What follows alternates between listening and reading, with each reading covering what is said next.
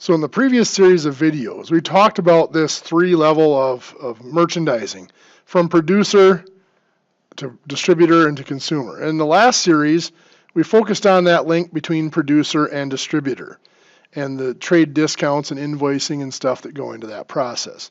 For this next series now, we're going to be focusing on the link from distributor to consumer. So some things that we need to look at is, what is that distributor going to do to pass along their cost to the consumer? So the first thing we're going to look at is the price of the merchandise coming into the distributor.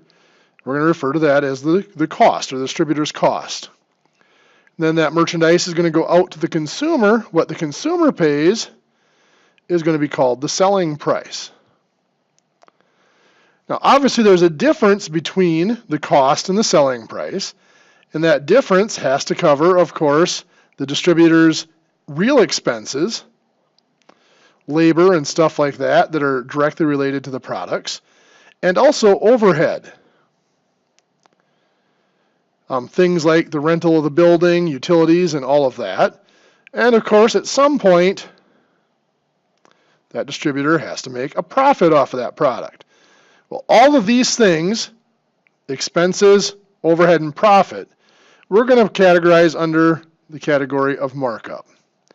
So the whole difference between the cost coming into the distributor and the selling price going from the distributor to the consumer, that whole difference is going to be just under the general category of markup. So we end up with a formula that's going to be consistent through this section.